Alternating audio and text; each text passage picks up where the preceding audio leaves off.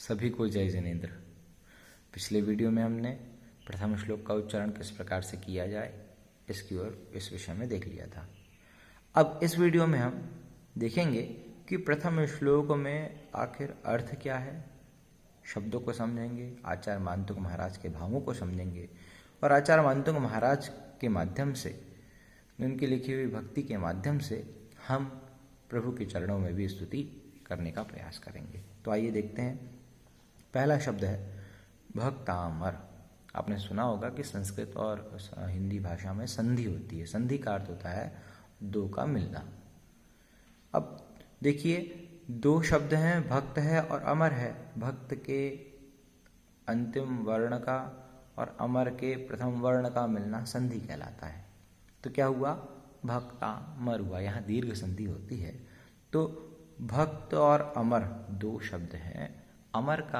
अमर जो है वो देवों का पर्यायवाची नाम है। और वो देव कैसे हैं, तो भक्त रूपी है, भक्त है। आवश्यक नहीं है कि चतुर्निकाय के देव हर देव वीतरागी भगवान का भक्त हो, जैसे हर मनुष्य वीतरागी भगवान का भक्त हो, ये आवश्यक नहीं है। तो इसलिए एक विशेषण सा हो गया कि अरे वो ही देव जो भक्त रूपी देव, जो जिनेन्द्र भगवान के भक्त हैं, वीतरागी भगवान के भक्त हैं, तो भक्त रूपी देव के प्रणत यानी झुके हुए। अब भक्त है तो निश्चित है नियम से वो झुकेंगे वीतरागी प्रभु चरणों में। तो झुके हुए प्रणत का अर्थ यहाँ पर जो प्रणत शब्द की सिद्धि है वो लसक्तद्धिते हलंत्यम तस्लोप आदि सूत्रों के माध्यम से प्रणत शब्द की सिद्धि हुई। हम तो केवल अर्थ जानेंगे क्योंकि व्याकरण की गहराई में हमें अभी जाने की आवश्यकता नहीं है। तो प्रणत का अर्थ होता है झुके हुए। जब जो भक्त रूपी देव है वो नम्रीभूत है और निश्चित है जो देवता है वो सामान्य उनकी पोशाक तो होती नहीं है। उनकी पोशाक कैसी होगी, उनके वो मुकुट धारण करेंगे और बहुत सारी चीजें धारण करते हैं। तो उसी प्रकार से जब वो भक्त रूपी देव जब झुके हैं तो मौली का अर्थ होता है मुकुट के। मौली का अर्थ होता है मुकुट। तो जब वो झुके हैं तो मुकुट भी नीचे की ओर झुक गए, चरणों की ओर झुक गए। और मणि प्रभाणाम, मणि का अर्थ होता है जो मुकुट के अंदर जो मणि लगी हुई है। सामान्य मुकुट तो होगा नहीं देवों का। तो भक्त रूपी देव के झुके हुए मुकुटों की मणि, मुकुट में लगी हुई मणि। और प्रभाणाम, अब मणि भी की विशेषता है वो चमकती है। तो उसके जो प्रभा है, मणि की जो प्रभा है, उद्योतकम बढ़ाने वाले। यह भगवान को प्रथम श्लोक है। सामान्य सी बात है कि नमस्कार आदि करके ही कार्य का प्रारंभ होता है।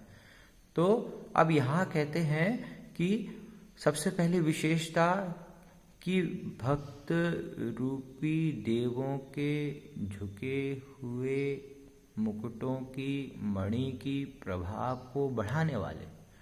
सीधे नमस्कार नहीं किया जाता। काव्य का अर्थ ही है, काव्य में आनंद आता है तो अपने भावों को किस प्रकार से कवि प्रस्तुत करता है ये बहुत महत्वपूर्ण है। तो यहाँ पर भी सीधे नमस्कार न करके ये कहा गया कि जो भक्त रूपी देव हैं उनके झुके हुए मुकुटों की मणि की प्रभा को बढ़ाने वाले। ये पहली बात हो गई। दूसरी बात क्या विशेषता है प्रभु में,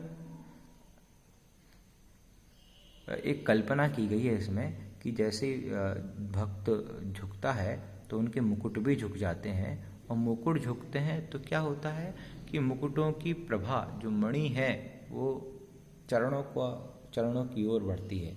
जब वो चरणों की ओर बढ़ती है तो प्रभु के चरण भी दैदीप्यमान होते हैं। तो वो किरणें वापस टकरा करके मणि की ओर आती हैं, जैसे नखादि के माध्यम से टकरा करके वापस की ओर आती है। जैसे आप आईने के सामने अगर कोई प्रकाश डालेंगे तो प्रकाश फिर से आप अपनी ओर वापस आता है, तो वो उससे कांति बढ़ रही है। तो यही बात कर रहे हैं, सामान्य तौर से भी दिख रहा है कि जब वो झुके हैं तो उनके मुकुटों की मणि की प्रभा को भी बढ़ा रहे हैं। और कैसे हैं, दलित पाप तमो वितानम।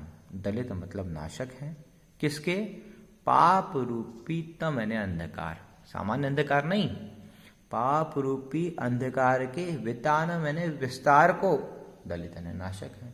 दो बातें हो गई, एक तो है भक्त रूपी देवों के झुके हुए मुकुटों की मणि की प्रभा को बढ़ाने वाले, और पाप रूपी अंधकार के विस्तार को नष्ट करने वाले।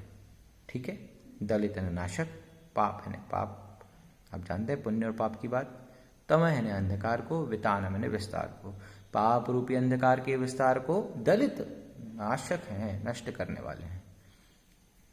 सम्यक प्रणम्य, सम्यक यानी अच्छी तरह से, अच्छी तरह का अर्थ यहाँ पर केवल शरीर से नहीं, मन से, वचन से और काय से, शरीर से, तीनों के योगों को एकाग्र करके सम्यक यानी अच्छी प्रकार, प्रणम्य यहाँ पे भी लप प्रत्यय का उपयोग किया गया, लसक तद्धित आदि सूत्र लग करके प्रणम्य शब्द की सिद्धि होती है। तो प्रणम्य मैंने नमस्कार करके, जिन पाद, किनको, जिन पाद जिनेन्द्र भगवान के चरण कमलों को नमस्कार करके, कब नमस्कार करके, युगम युगादा, युगम युगम और जो कैसे हैं, युगम युगादा, युग के आदि में, युगादा मतलब आदि में, आलंबन, आलंबन है सहारे, कहाँ पर सहारे बने, भव जले, भव का अर्थ होता है संसार और जल यानी समुद्र, संसार समुद्र में सप्तमी विभक्ति लग करके अर्थ निकाला जा रहा है, संसार समुद्र में, पतताम, पतताम यानी गिरते हुए, जनानाम लोगों को।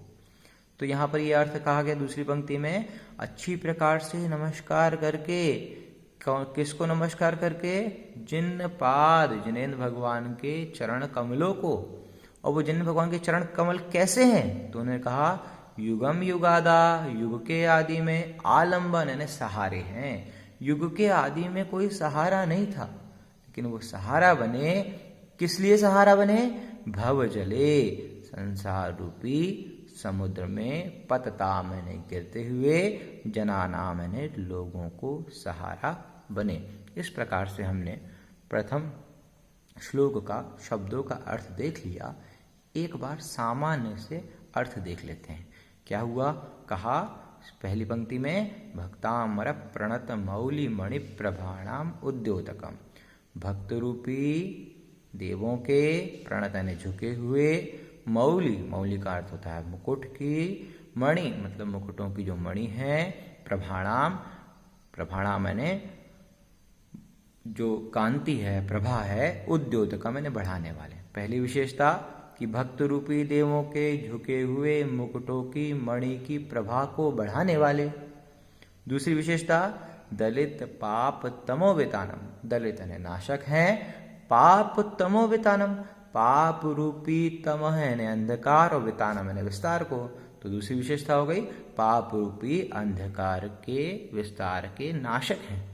और क्या है, सम्यक प्रणम्य, अच्छी प्रकार से नमस्कार करके, जिन पाद, किसको, जिनेन्द्र भगवान के चरण कमलों को। और कैसे हैं चरण कमल, युगम युगादा, युग के आदि में, आलंबन यानी सहारे, युग के आदि में जो सहारे हैं, किस लिए सहारे हैं, भव जले, भव मतलब होता है संसार, जले मतलब समुद्र, संसार समुद्र में, पतताम जनानाम, पतताम मैंने गिरते हुए, जनानाम मैंने लोगों को।